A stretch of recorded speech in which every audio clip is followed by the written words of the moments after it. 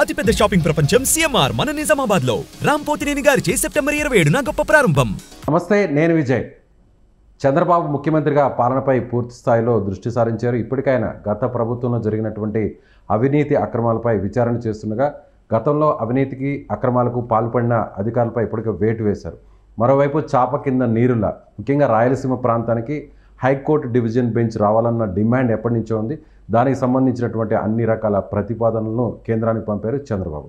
దీనిపైన విశ్లేషణ చేయడానికి మనతో పాటు Suman TV news chief editor Keshav గారు నమస్తే. నమస్తే. ఒకవైపు లడ్డూ వివాదం, మరోవైపు ఐపీఎస్కి సంబంధించినటువంటి సస్పెన్షన్, ఇలాంటి ఈ కన్ఫ్యూజన్లో చాప కింద నీరులాగా చేయాల్సినటువంటి పని అంతా చేసేస్తున్నారు చంద్రబాబు గారు. ఖచ్చితంగా చంద్రబాబు నాయుడు గారు ఒక ప్లాన్ ప్రకారం, అంటే ఒక ఎజెండా సెట్టింగ్ అంటారు కదా, ఒక్కొక్క ఇష్యూస్ వైజ్గా దేనికి ఎంత సమయం కేటాయించాలి, ఎంత ప్రయారిటీ ఇవ్వాలి, ఈ లెక్క ప్రకారం ఆయన పని ఆయన చేసుకుంటూ వెళ్ళిపోతున్నారు. సో టీటీడీ విషయంలో ఎన్డీఏ కూటమి సమావేశంలో ఒక ప్రకటన చేశారు. టీటీడీలో ఇట్లా జరుగుతోంది, జంతువుల కొవ్వుని ఉపయోగిస్తున్నారు అనేటువంటి ఒక్క మాట చంద్రబాబు నాయుడు గారు ప్రస్తావించడం వల్ల అది దేశవ్యాప్తంగా చర్చ. ఆయనే అసలు స్టార్ట్ చేశారు ఆ ప్రస్తావన చేయడం వల్ల. అందరూ ఆ బిజీలో ఉన్నారు.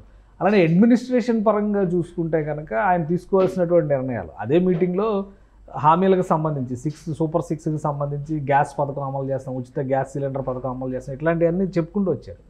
ఇప్పుడు రెండు అంశాలని, మౌలికమైనటువంటి అంశాలని ఆయన మళ్ళీ తెరపైకి తీసుకొచ్చారు. అందులో ముఖ్యమైనది ఏంటంటే అమరావతిని రాజధానిగా డెవలప్ చేయడం అనేటువంటి కాన్సెప్ట్. అసలు బుడమేరు వరదలు అనేటువంటి ఇష్యూ రాకపోతే కనుక ఈ పాటికి అమరావతికి సంబంధించిన టెండర్స్ క్లోజ్ అయ్యేటువంటి అవకాశం ఉండేది.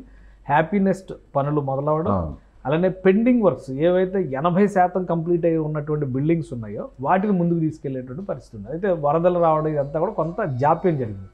ఇప్పుడు ఏం చేశారంటే ఒక బ్యాలెన్స్ యాక్ట్ లాగా ఇటు అమరావతి యాక్టివిటీస్ని మొదలు పెడుతుంది, అటు కర్నూలులో కూడా, ఎందుకంటే రాయలసీమలో కూడా ఆ యాస్పిరేషన్స్ ఉన్నాయి. మనోభావాలకు సంబంధించి రెండు వైపులా బ్యాలెన్స్ చేయాల్సినటువంటి బాధ్యత ఒక ప్రభుత్వానికి ఉంటుంది. కాబట్టి ఆ రెండు అంశాలను దృష్టిలో పెట్టుకుని ఆయన ఈ ప్రతిపాదనని డివిజన్ బెంచ్ అనేటువంటి ప్రతిపాదన తీసుకొచ్చారు. డివిజన్ బెంచ్కి ఉండేటువంటి ప్రొసీజర్ ఏంటి, అసలు చేయొచ్చా, ఇప్పుడు ఆంధ్రప్రదేశ్కి ఒకటే రాజధాని అన్నప్పుడు ఒకటే హైకోర్టు ఎందుకు ఉండకూడదు, ఇలాంటి చర్చలు కూడా తీసుకురావచ్చు. కానీ ఇది టెక్నికల్గా చూస్తే గతంలోనే 2018లోనే ఈ ప్రభుత్వం అధికారంలో ఉండగానే, అంటే తెలుగుదేశం పార్టీ నేతృత్వంలో ఉన్న ప్రభుత్వం ఉన్నప్పుడే కర్నూలులో డివిజన్ బెంచ్ పెట్టాలనేటువంటి ప్రతిపాదనని క్యాబినెట్ ఆమోదించింది. ఏపీ క్యాబినెట్ అప్పుడు ఆమోదించింది. జనరల్గా ఏపీ క్యాబినెట్ ఆమోదించిన తర్వాత హైకోర్టు అభిప్రాయం కూడా తీసుకునేటువంటి అవకాశం ఉంటుంది. ఎందుకంటే వర్క్ చేయాల్సింది హైకోర్టు కాబట్టి హైకోర్టు చీఫ్ జస్టిస్ ప్రతిపాదన, వాళ్ళ అభ్యంతరాలు కానీ వాళ్ళకి కావాల్సినటువంటి కానీ అక్కడ ఏర్పాటు చేస్తే డివిజన్ బెంచ్ ఏ స్థాయిలో ఉండాలి, ఎందుకంటే దాని పరిధి ఉంటుంది కదా, జ్యూరిస్డిక్షన్ బట్టి కదా దానికి ఎంత అలాట్మెంట్ జరగాలనేది నిర్ణయం జరుగుతుంది. సో వీటన్నిటితో కలిపినటువంటి ప్రతిపాదనని కేంద్ర ప్రభుత్వానికి పంపితే కేంద్ర ప్రభుత్వం సుప్రీంకోర్టు అభిప్రాయాన్ని కూడా తీసుకున్నారు. డివిజన్ బెంచ్ ఏర్పాటు చేయాలంటే ప్రభుత్వాల సో అక్కడి నుంచి రావాలి. ఆ దశకి కేంద్రానికి ప్రతిపాదన పంపేటువంటి దశలో అప్పుడు ఆగిపోయింది. జగన్మోహన్ రెడ్డి గారు వచ్చినాక 3 రాజధానుల ప్రతిపాదన తీసుకొచ్చారు. 3 అడుగులు కూడా ముందుకు పడలేదు. సో ఇప్పుడు మళ్ళీ చంద్రబాబు నాయుడు గారు ఏంటంటే ఈ వివాదాలు నడుస్తుండగానే ఆయన ఒక అంశాన్ని తెరపైకి తీసుకొచ్చారు, కర్నూలులో డివిజన్ బెంచ్. ఈ నిర్ణయాన్ని ఖచ్చితంగా కూటమి ప్రభుత్వం స్వాగతిస్తుంది. ఎందుకంటే కూటమిలో ఉన్నటువంటి బీజేపీ దీనిలో కీలక పాత్ర జరుగుతుంది. ఇప్పుడు కాదు, రాష్ట్ర విభజన జరిగినప్పుడే రాజధానితో పాటు కర్నూలులో డివిజన్ బెంచ్ అన్న ఏర్పాటు చేయాలి, లేదా హైకోర్టు అన్న ఏర్పాటు చేయాలి అనేటువంటి ప్రతిపాదనని ఫస్ట్ బీజేపీ తీసుకొచ్చింది. 2014లో ప్రభుత్వంలో భాగస్వామిగా ఉన్నటువంటి నేపథ్యంలో రాజధాని హైకోర్టు ఒకే దగ్గర పెట్టాలని ప్రభుత్వం నిర్ణయం తీసుకున్నప్పుడు దాన్ని ఆమోదిస్తూనే కర్నూలులో డివిజన్ బెంచ్ ఉండాలనేటువంటి ప్రతిపాదన బీజేపీ చేసింది. 2019 బీజేపీ ఎన్నికల మేనిఫెస్టోలో ఇది ఒక అంశం.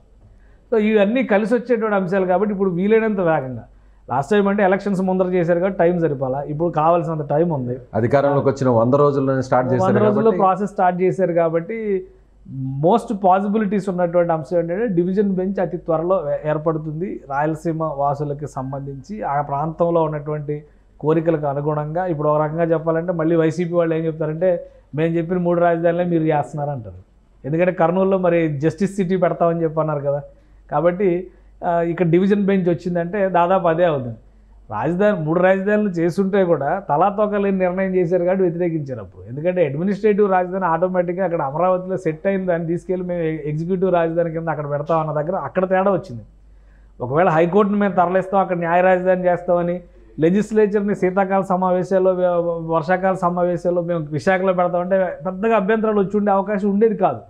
మొత్తానికి ఎగ్జిక్యూటివ్ క్యాపిటల్ని తీసుకెళ్ళి విశాఖపట్నంలో పెడతాం, అమరావతిలోనేమో ఇప్పుడున్న అసెంబ్లీని అలా కంటిన్యూ చేస్తాం, ఇట్లాంటివి చెప్పారు కాబట్టి అది తలాతోకలేని ప్రతిపాదనలా కనిపించింది చూసేవాళ్ళకి కూడా.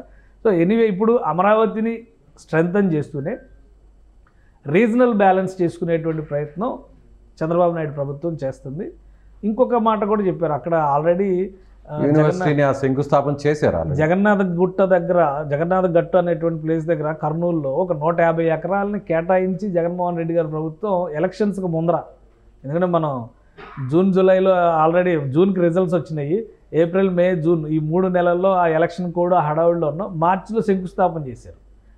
జగన్నాథ గట్టు దగ్గర నేషనల్ లా యూనివర్సిటీ పేరుతో అక్కడ శంకుస్థాపన చేశారు. 3 రాజధానుల ప్రకటన ఎప్పుడు వచ్చింది? 2019 డిసెంబర్లో వచ్చింది.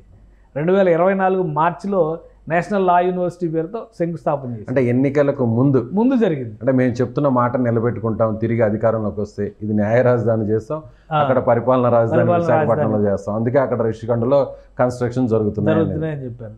సో ఇప్పుడు ఒక రకంగా చంద్రబాబు నాయుడు గారు దాన్ని ఒక అడుగు ముందుకు తీసుకెళ్ళారు. డివిజన్ బెంచ్ బహుశా ఆ ప్లేస్లోనే పెట్టచ్చు, ఎందుకంటే అది ప్రభుత్వ స్థలం కాబట్టి వీళ్ళదే వాళ్ళదే అనే పంతాలకు పోతారని నేనైతే అనుకోవడం లేదు. ఒకవేళ ఊరికి దూరంగా ఉందంటే ఇంకేమైనా ప్రత్యామ్నాయాలను ఆలోచిస్తారేమో, ప్రభుత్వం చూడాలి అది.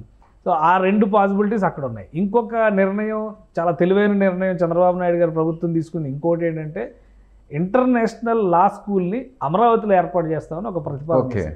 ఆల్రెడీ లా యూనివర్సిటీస్ ఒక రాష్ట్రానికి ఒకటి ఉండడం అనేది అరుదు. దాదాపు దేశవ్యాప్తంగా చూస్తే కూడా 24-25 యూనివర్సిటీలు ఉన్నాయి ఇప్పటివరకు.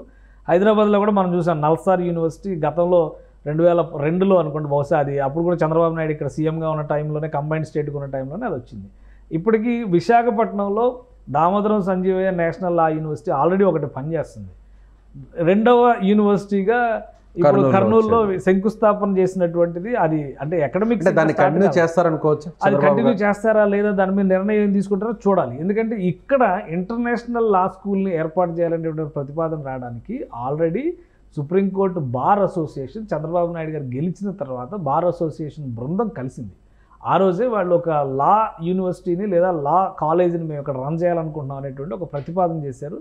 దానికి ఆ రోజే చంద్రబాబు నాయుడు గారు కూడా గ్రీన్ సిగ్నల్ ఇచ్చారు. విడివిడిగా భేటీలు జరిపారు ఆయన, ఫిక్కీ ప్రతినిధులతో, సిఐఐ ప్రతినిధులతో. ఆల్రెడీ సిఐఐ వాళ్ళు కూడా మేము ఒక యూనివర్సిటీ, కామర్స్ యూనివర్సిటీ పెట్టాలనుకుంటున్నాం, అప్పుడు మీరు ల్యాండ్ ఇద్దామనే ప్రతిపాదన చేశారు, తర్వాత ప్రభుత్వం పట్టించుకోలేదనే మాట చెప్పారు. సో మళ్ళీ అప్పుడు ఆగిపోయినటువంటి ప్రతిపాదనలు మళ్ళీ ఒకసారి ముందుకు వచ్చినట్టుగా మనం చూడాలి. అందుకని 100 ఎకరాలు కేటాయించి ఇంటర్నేషనల్ లా స్కూల్ని అమరావతి కేంద్రంగా ఏర్పాటు చేస్తాం. ఒకవేళ అది వస్తే కనుక, ఇప్పుడు ఇంటర్నేషనల్ లాస్ అనేది చాలా ఇంపార్టెంట్. మనం ఆల్రెడీ సుప్రీంకోర్టు చీఫ్ జస్టిస్గా ఉన్నప్పుడు ఎన్వి రమణ గారు హైదరాబాద్లో ఇంటర్నేషనల్ ఆర్బిట్రేషన్ సెంటర్ను ఓపెన్ చేశారు. అంటే ఇప్పుడు ఇంటర్నేషనల్ లాస్ కూడా చాలా ప్రయారిటీ ఉన్నటువంటివి. నేషనల్ లా యూనివర్సిటీలు, నేషనల్ లా కాలేజీలు ఎట్లయితే ఉన్నాయో, ఇప్పుడు ఇంటర్నేషనల్ లాస్ పైన అవగాహన తెచ్చుకోవడం కూడా మనకి చాలా అవసరం. అంటే దీనికి దానికి వేరియేషన్ ఏంటి సార్? ఇప్పుడు లా అంతర్జాతీయ చట్టం, ఇప్పుడు ఇంటర్నేషనల్ కోర్ట్ ఆఫ్ జస్టిస్ అనేది మనం ఆల్రెడీ వింటున్నాం. అంటే అంతర్జాతీయ సంబంధాలకు సంబంధించినటువంటి అంశాలపైన, ఆ చట్టాలపైన ఒక్కొక్క దేశానికి స్పెసిఫిక్గా కొన్ని ప్రత్యేకమైనటువంటి చట్టాలు ఉంటాయి. మనం ఫాలో అయ్యేటువంటి ఐపీసీ మీద కమాండ్ రావాలంటే నార్మల్ లా కాలేజీలు సరిపోతాయి. కానీ అంతర్జాతీయ చట్టాల మీద రావాలంటే స్పెసిఫిక్గా జల వివాదాలకు సంబంధించినటువంటి రూల్స్ ఉంటాయి, సరిహద్దు సమస్యలకు సంబంధించి, అలానే కమర్షియలైజేషన్. ఇప్పుడు అంతా గ్లోబల్ ప్రోడక్ట్స్ కాబట్టి ఎక్కడ ఏది తయారైనా ఇంకో చోట కొనుక్కునేటువంటి పరిస్థితులు ఉంటాయి కాబట్టి వీటికి సంబంధించినటువంటి చట్టాలు, వాటిపైన అవగాహన స్పెసిఫిక్గా ఆ సబ్జెక్టు మీద అక్కడ బోధన జరిగేటువంటి అవకాశం ఉంటుంది. ప్లస్ దక్షిణ భారతదేశంలోనే మొదటి ఇంటర్నేషనల్ లా కాలేజీని పెట్టేటువంటి ప్రయత్నం వాళ్ళు చేస్తున్నామనే ప్రతిపాదన చేశారు. సో అది ఆ రకంగా చూస్తే కూడా వివిధ రాష్ట్రాలకు సంబంధించినటువంటి అడ్వకేట్స్ కావచ్చు, లేదా ఆ విద్యార్జన చేయాలనుకున్నటువంటి విద్యార్థులు కావచ్చు, వీళ్ళందరూ కూడా అక్కడ రావడానికి అవకాశం ఉంది. సో ఒకేసారి 2 అంశాలు, ఇటువైపు నేషనల్ యూనివర్సిటీ వచ్చే అవకాశం ఉంటుంది, అది కంటిన్యూ అవుతే కనుక. అలానే అక్కడ డివిజన్ బెంచ్ రావడం వల్ల ఖచ్చితంగా అక్కడ జ్యుడిషియరీకి సంబంధించినటువంటి వివిధ విభాగాలను డెవలప్ చేసేటువంటి చేయాల్సినటువంటి బాధ్యత రాష్ట్ర ప్రభుత్వం పైన ఉంటుంది. సో ఈ 2 అంశాలను చూసినట్టు అటు అమరావతిలోనూ యాక్టివిటీ ముందుకు వెళ్తుంది, ఇటు కర్నూలులోనూ యాక్టివిటీ ముందుకు వెళ్తుంది. ఈ 2 అంశాలను బ్యాలెన్స్ చేసే విధంగా చంద్రబాబు నాయుడు గారు తెలివిగా ఒక నిర్ణయం తీసుకున్నట్టు, అంటే ఒకే దెబ్బకి 2 పిట్టలు అన్నట్టుగా కనిపిస్తుంది ఇది. సో ఎంత వేగంగా ఇవి మెటీరియలైజ్ అయితే అంత త్వరగా ప్రయోజనం వస్తుంది. ఇప్పుడున్నటువంటి ప్రభుత్వ వేగాన్ని బట్టి చూస్తే ప్రతి అంశానికి కూడా 11 నుంచి 15 నెలలు టార్గెట్ పెట్టుకొని ఏడాదిన్నరలోగా ప్రారంభోత్సవాలు చేయాలి అనేటువంటి సంకల్పంతో ప్రభుత్వం అడుగులు వేస్తుంది అనేది ఇంటర్నల్గా జరుగుతున్నటువంటి భేటీల్లో కానీ మీటింగ్స్లో కానీ చంద్రబాబు నాయుడు గారు పదే చెబుతున్నటువంటి మాట. సో ఖచ్చితంగా ఇది ఒక అడుగు ముందుకు వేయడానికి అవకాశం ఉంటుంది. ఇప్పటికే అమరావతిలో 34 ఇన్స్టిట్యూషన్స్కి గ్రీన్ సిగ్నల్ ఇచ్చారు. పనులు ఆగిపోయి పెండింగ్లో ఉన్నటువంటి ఇన్స్టిట్యూషన్స్ మీరు గమనిస్తే కనుక ఫోరెన్సిక్ ల్యాబొరేటరీస్కి సంబంధించినటువంటి కూడా గతంలో ఆగిపోయినటువంటి పనులు గత 2 నెలల కాలంలోనే ప్రారంభోత్సవానికి సిద్ధమవుతుంది. అంటే ఆల్మోస్ట్ 80% 90% కన్స్ట్రక్షన్ అయినటువంటి నిర్మాణాలు కూడా గత 5 ఏళ్లలో ఆగిపోయినాయి. ఇప్పుడు 3-4 నెలలు ఎఫర్ట్ పెడితే అవి ఓపెనింగ్కి రెడీ అయ్యేటువంటి పరిస్థితి ఉంది.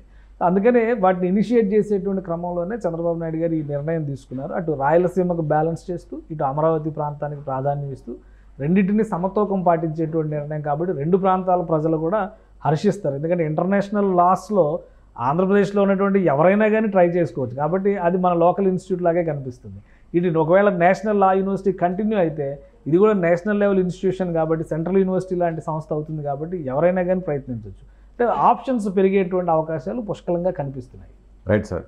అమరావతి రాజధాని అభివృద్ధితో పాటు మరొక వైపు రాయలసీమకు సంబంధించినటువంటి కర్నూలులో కూడా హైకోర్టుకు సంబంధించినటువంటి డివిజన్ బెంచ్ను సాధ్యమైనంత త్వరగా తీసుకొచ్చేందుకు చంద్రబాబు కృషి చేస్తున్నారంటున్నారు కేశవ్ గారు. Thank you so much.